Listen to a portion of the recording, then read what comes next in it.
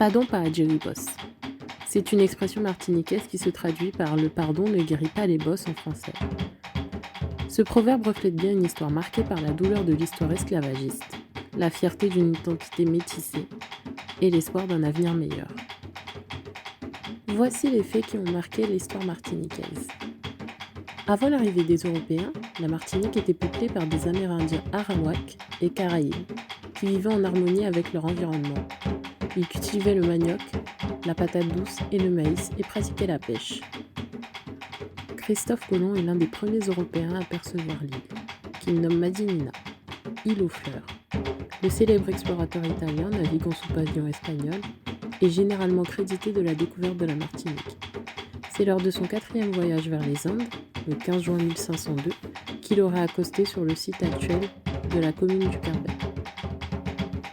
Cette découverte a ouvert la voie à la colonisation européenne, notamment française, qui a transformé en profondeur le mode de vie des populations locales.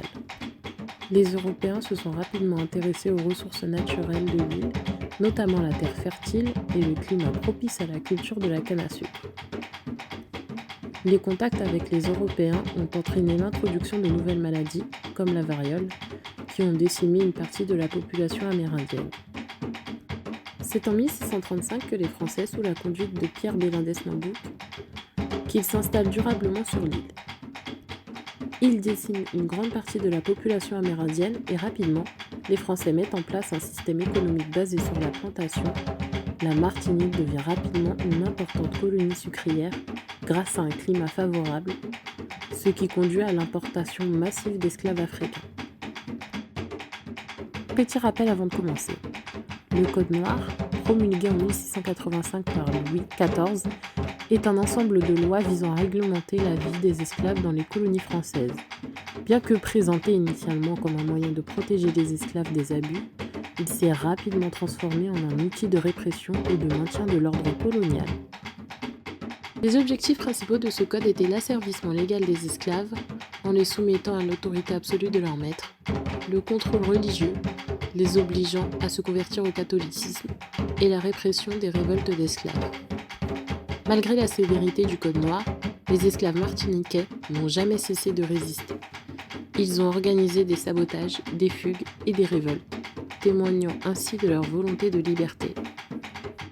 Bien que la date officielle de l'abolition soit le 27 avril 1848 avec la promulgation d'un décret par le gouvernement provisoire de la République, la Martinique a anticipé cette décision.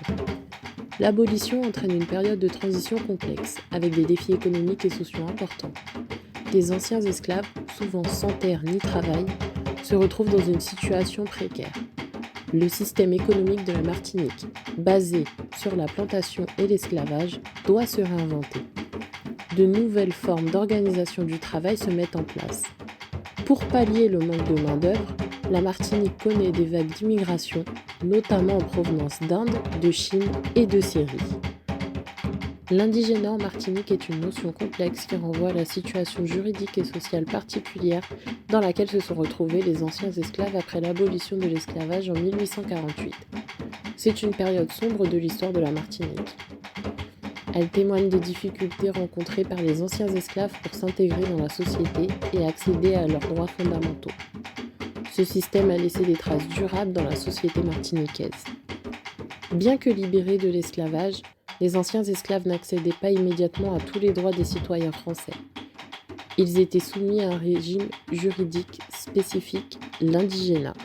Les anciens esclaves étaient tenus de travailler, souvent dans les mêmes plantations où ils avaient été esclaves, mais pour un salaire. Ils étaient également soumis à des impôts et à des contrôles policiers.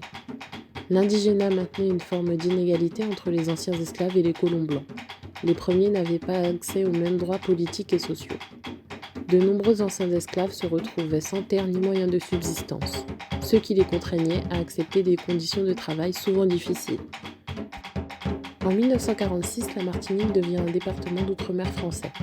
Cette intégration entraîne de profondes transformations politiques, économiques et sociales. La départementalisation consiste à ériger un territoire d'outre-mer en département d'outre-mer, DOM. Cela signifie que le territoire concerné acquiert le même statut juridique qu'un département métropolitain, avec les mêmes droits et les mêmes devoirs. L'objectif principal était d'accorder aux Martiniquais les mêmes droits sociaux que ceux des citoyens métropolitains, notamment en matière de sécurité sociale, de retraite et d'éducation. La départementalisation visait à renforcer le lien entre la Martinique et la France métropolitaine en favorisant une plus grande intégration. Cette décision répondait également aux aspirations d'une partie de la population martiniquaise qui souhaitait une plus grande reconnaissance et une meilleure représentation au sein de la République. Mais bien sûr, la départementalisation n'a pas résolu tous les problèmes sociaux de l'île, comme le chômage ou les inégalités. La Martinique est un creuset culturel où se mêlent les influences africaines, européennes et amérindiennes, qui a dû se créer une identité propre à partir de son histoire douloureuse. Le chômage reste un problème majeur en Martinique, en particulier chez les jeunes. L'économie martiniquaise reste fortement dépendante de la France, ce qui limite sa marge de manœuvre. Elle connaît des tensions sociales profondes et un mouvement indépendantiste de plus en plus présent dans le paysage local.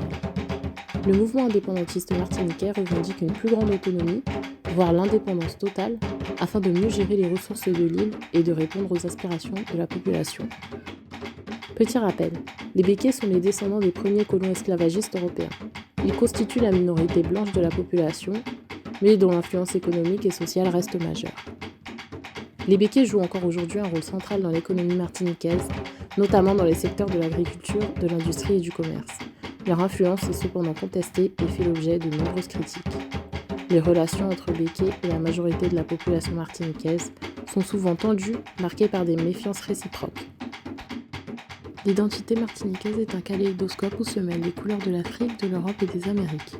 Si l'histoire a laissé ses marques, l'île se tourne vers l'avenir en cultivant sa diversité et en affirmant sa place dans le monde.